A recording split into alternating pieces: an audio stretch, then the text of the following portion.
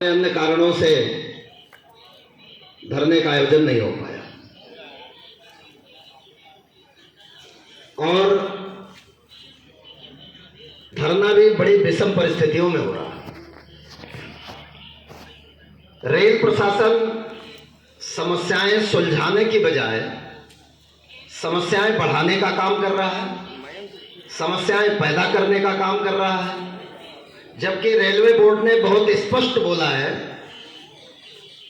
स्पैड रोकने के लिए एक welfare inspector specially running staff को के लिए नामित किया जाए और वो केवल रनिंग स्टाफ के ग्रीवांसेस कलेक्ट करेगा, उसे कोई और काम न दिया जाए और उन ग्रीवांसेस का प्राथमिकता के आधार पर निराकरण होना चाहिए। लेकिन जो वेलफेयर इंस्पेक्टर नियुक्त किए गए हैं उनको और दुनिया भर के काम दे दिए गए हैं और जो समस्याएं लेकर आते हैं उन समस्याओं को पर्सनल विभाग निपटाने की बजाय उलझाने का काम करता है। चाहे वो पे से संबंधित मामले हो, चाहे फिक्सेशन से संबंधित मामले हो। अगर पर्सनल की नदी पार कर गए तो अकाउंट के दरिया में जाकर के वो मामले फंस जाते हैं। अकाउंट जो है उन मामलों को और उलझाने का काम करता है, समस्याओं का निराकरण नहीं हो पाता। जनवरी 2019 से जबलपुर, सागर और एनकेजे के गार्डों का ओवरटाइम नहीं मिला है। जनवरी 2019 से बजाय ओवरटाइम देने के प्रशासन अब यह कह रहा है कि हमारे पास से रिकॉर्ड गायब हो गए, अब हम माइलेज ओवरटाइम का भुगतान कैसे करें। किलोमीटर भत्ते का अभी आप लोगों को फरवरी माह में 1 रुपए का भुगतान नहीं हुआ और वो काम कराने के लिए 15 घंटे, 18 घंटे, 20 घंटे, 22 घंटे गाड़ी चलाते रहो। हमारा जो प्रशासन है, यहां जो गेट मीटिंग हो रही है या जो धरना हो रहा है, यह किसी कर्मचारी के खिलाफ नहीं है, न तो किसी बाबू के खिलाफ है, न किसी अकाउंट के कर्मचारी के खिलाफ है। ये केवल और केवल रेल प्रशासन के खिलाफ है। अगर हम बात करते हैं किसी चीज की, विभाग की, तो विभाग का अर्थ विभाग प्रमुख के लिए है, चाहे वो सीनियर डीपीओ हो, चाहे वो सीनियर डीएफएम हो, चाहे वो सीनियर डीटीआरओ हो, चाहे वो सीनियर डीओएम हो या फिर डीआरएम हो। हम उनकी बात करते हैं, हम किसी कर्मचारी के खिलाफ कोई बात नहीं करती है यूनियन। हम अगर कोई ग्रीवांसेस है तो उस ग्रीवांसेस का प्राथमिकता के आधार पर रेल प्रशासन की जिम्मेदारी है कि उसे ठीक करने का काम करे, उसे सुधारने का काम करे। आज की तारीख में फ्रंट लाइन स्टाफ हो, चाहे मिनिस्ट्रियल कैडर हो, चाहे वो लेखा विभाग के लोग हो, हर कोई काम की अधिकता से परेशान है। काम सभी के पास बहुत ज्यादा बढ़ गया। ई ऑफिस चालू कर दिया, लेकिन कागजों पर काम की कोई कमी नहीं है, काम पूरे बराबर बढ़ रहे हैं। कर्मचारी लगातार कम है। अभी तमाम यूनियन के प्रयास के बाद 30% वैकेंसी हमारे अकाउंट विभाग में है, कम से कम 10% वैकेंसी पर्सनल विभाग में है, बाकी सारे विभागों में चल रही है। कम से कम एक बात तो अभी ये होने जा रही है कि ग्रुप डी स्टाफ मिल जाएगा अप्रैल तक, काफी पर्याप्त मात्रा में। कुछ सीनियर क्लर्क मिल गए पर्सनल के, कुछ गार्ड भी मिल गए, स्टेशन मास्टर मिल गए, कुछ अकाउंट में भी हमको जूनियर अकाउंट असिस्टेंट मिल गए हैं। इन सब के आने के बाद आप लोगों के ऊपर जो काम का तनाव है, जो बोझ है, वो थोड़ा कम होगा। ये एक बड़ी सफलता यूनियन की है, इसमें कोई दो मत नहीं। अभी मई तक काफी लोग मंडल में आ जाएंगे और इससे आप लोगों के ऊपर जो बोझ है हमारे मिनिस्ट्रियल स्टाफ पर, अकाउंट पर, रनिंग पर, ऑपरेटिंग पर। अब आपको कुछ चीजें जो मैं डाटा के आधार पर बताना चाहता हूं। रेल प्रशासन के साथ हमारी पीएनएम हुई, जीएम पीएनएम, और जीएम साहब ने यह कहने का काम किया अपने उद्बोधन में कि 38% माल लदान पिछले साल से हमने अभी तक ज्यादा कर लिया है। 38% माल लदान ज्यादा किया।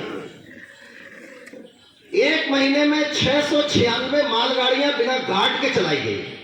696 मालगाड़ियां बिना गार्ड के चलाई गई है। हमारा जो खर्च था जबलपुर मंडल का और WCR का पिछले साल का 100 रुपए कमाने के लिए हमने 70 रुपए खर्च किए थे, और इस साल 100 रुपए कमाने पर हमारा ऑपरेटिंग रेशो 70 से भी नीचे चला गया है। इसका यह अर्थ है कि कर्मचारी कम होने के बावजूद भी ज्यादा गाड़ियां चलाई गई, और उन कर्मचारियों को जो भत्ते दिए जाने चाहिए थे उन भत्तों पर कैंची चलाते हुए हमने बचत की, इसलिए ऑपरेटिंग रेशो कम होने का काम हुआ। ये आंकड़े हैं जो मैं आपको बताना चाहता हूं।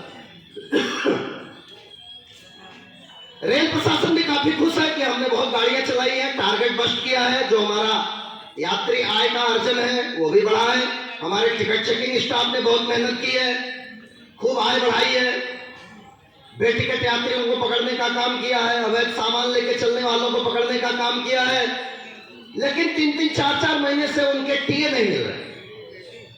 एक टीटी ने एक महीने में 1.5 करोड़ रुपए की कमाई की रेलवे के लिए, और 6,000 रुपए का टीए उसको रेलवे नहीं दे पाई। 3 महीने से नवंबर से टीए नहीं मिल रहा। आप समझ रहे हैं ना परेशानी? एक एक आदमी 1.5 करोड़ रुपए कमा रहा। ट्रैकमैन जो इस 50 डिग्री 54 डिग्री टेम्परेचर में, और जब लोग अपने घरों में दुख के रहते हैं जाड़े में, जब माइनस की स्थिति में टेम्परेचर चला जाता है 4 डिग्री 5 डिग्री जाड़ों में, तब वो पेट्रोलिंग करके, गर्मी हो चाहे बरसात हो चाहे सर्दी हो, वो पूरी मेहनत से खून पसीना बहा करके और ट्रैक को मेंटेन करने का काम करते हैं। तब तो इतनी निरापद गाड़ियां चलती है 110 की स्पीड में, ओवरलोडेड गाड़ियां चलती है, कोयला धड़ाधड़ आजू बाजू गिर रहा है, ऐसी भरी गाड़ियां धड़ाधड़ चली जा रही हैं, खूब कमाई हो रही है, रेलवे का पेट भर रहा है, भरपूर पैसा आ रहा है रेलवे में।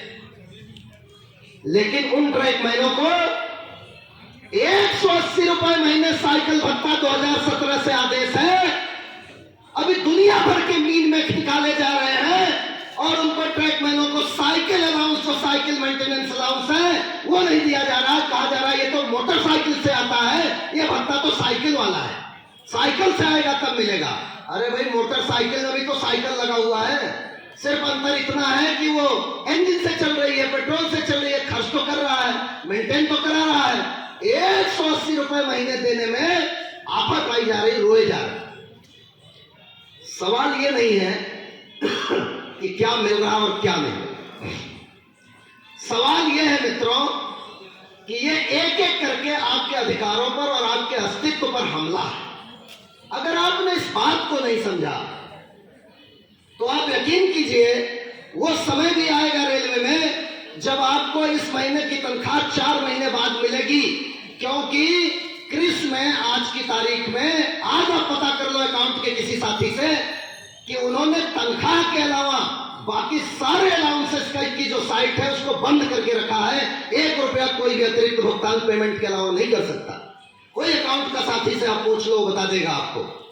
ये परेशानी आज रेलवे बोर्ड के माध्यम से पैदा की जा रही है, और ये परेशानी रेलवे बोर्ड जानबूझ के पैदा कर रहा है, भारत सरकार जानबूझ के पैदा कर रही है कि कम कर्मचारियों में काम का प्रेशर इतना बढ़ा दो कि लोग बीआर ले लेकर के मजबूरन अपने घर चले जाएं और प्राइवेट हाथों में इस रेलवे को बेचने का काम किया जाए। ये साजिश चल रही है।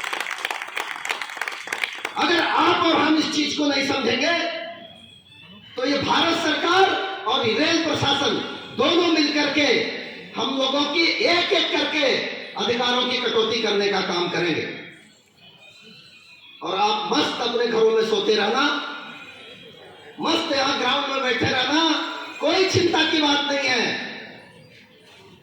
4% पोस्टें प्रतिवर्ष सरेंडर करने के आदेश आ रहे हैं, 4%,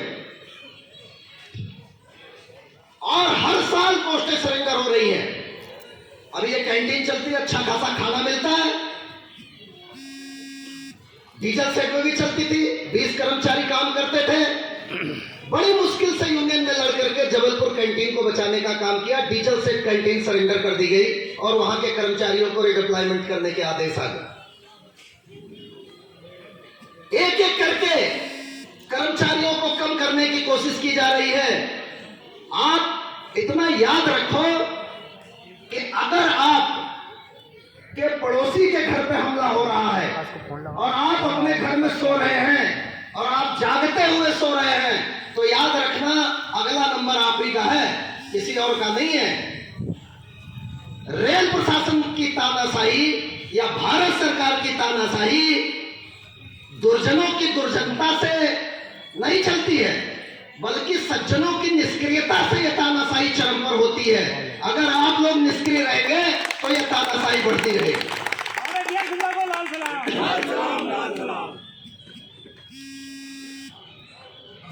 रेल कर्मचारी को देने के लिए टीए नहीं है, ओवर टाइम के पैसे नहीं है, रनिंग रूम मेंटेन करने का पैसा नहीं है, कर्मचारियों को देने के लिए साइकिल अलाउंस मेंटेनेंस देने के लिए पैसा नहीं है, लेकिन कूलों में चीते पालने के लिए पैसे हैं। कूलों में विदेश से चीते आएंगे और वो चीते मलाई खाएंगे, मलाई दूध पिलाया जा रहा है उनको, हिरणों का शिकार करके उनको खिलाया जा रहा है, इसके लिए पैसे हैं। लेकिन रेल कर्मचारी जो कोरोना काल में जिसने इतनी मेहनत करके इतनी शिद्दत से रेल को चलाने का काम किया, उसके लिए पैसे आपने अखबारों में पढ़ा होगा। अभी 18 लाख करोड़ रुपए हो गया? मैं पूरे डाटा पे बात करता हूं। 18 लाख करोड़ रुपए सार्वजनिक क्षेत्र के बैंकों ने बड़े बड़े पूंजीपतियों का पैसा जो उन्होंने कम ब्याज दरों पर लोन लिया था वो वापस नहीं किया, तो उस पैसे को एनपीए बट्टे खाते में डालने का काम किया। 18 लाख करोड़ बट्टे खाते में। एनपीए क्या होता है? नॉन परफॉर्मिंग एसेट्स बोलते हैं उसको। इसका अर्थ यह है कि बड़े लोग लोन लेते हैं कम ब्याज दर पर, उद्योग लगाते हैं, उद्योग को 2-4 साल चलाते हैं, फिर घाटे में दिखाते हैं और घाटे में दिखा करके उसको बंद कर देते हैं और बंद करके ये कहते हैं कि मैं तो दिवालिया हो गया, अब मैं इसका पैसा सरकार को नहीं भर सकता, बैंक को नहीं भर सकता। तो सरकार में बैठे हुए लोग, बैंकों में बैठे हुए लोग उनके साथ मीटिंग करते हैं बंद कमरों में और मुलाकात करके उन पैसों को बोलते हैं, अरे यार ये तो दिवालिया हो गया, ये क्या जमा करेगा, इसको छोड़ो और इसको मुक्त करो और इस पैसे को एनपीए में डाल दो, बट्टे खाते में डाल दो, नॉन परफॉर्मिंग एसेट्स बना दो इसके। क्योंकि उस एनपीए का बोझ सरकार के ऊपर पड़ता है और सरकार को पैसा कहां से जाता है?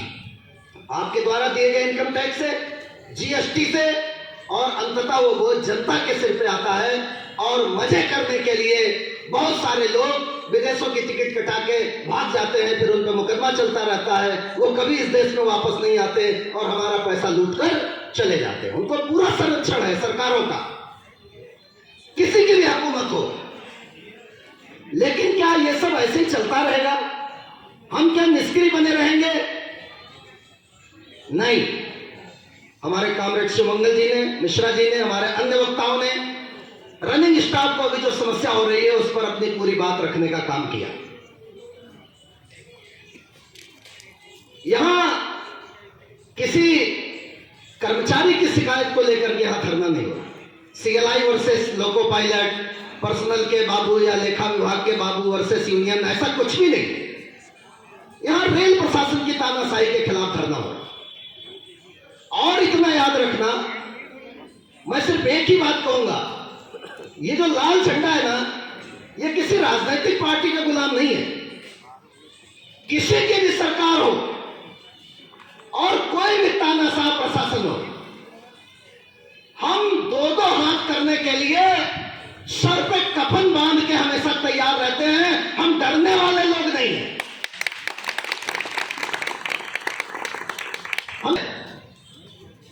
और इसी कारण से इस लाल झंडे के रणबांकुरों ने हमेशा कुर्बानी दी है, गोलियां खाई है और एक एक करके रेल कर्मचारियों को बहुत सारी सौगातें देने का काम किया। लेकिन समय का पहिया पलटा है। अभी हमारे साथी कह रहे थे 58 क्वेश्चन, फलाना क्वेश्चन, फलाना रिफ्रेशर, फलानी जानकारी। मैं एक बात कहता हूं, एक आदमी बीटेक करके यूपीएससी का एग्जाम पास करके एई में, एएमई में, एओएम में भर्ती होता है। करते डीआरएम बनता है, पीसीडब्ल्यू बनता है, जीएम बनता है, रेलवे बोर्ड तक जाता है। ऐसे ही हमारे जो एएमई है, एओएम है, वो ब्रांच ऑफिसर बनते हैं, डीआरएम बनते हैं और आगे बढ़ने का काम करते हैं। लेकिन एक बार एग्जाम पास करने के बाद किसी भी पदोन्नति के लिए न तो उनकी स्क्रीनिंग होती है और न कोई दूसरा टेस्ट देना पड़ता है। सारे प्रमोशन एक एग्जाम पास करने के बाद मिलते हैं। हमारे स्टाफ को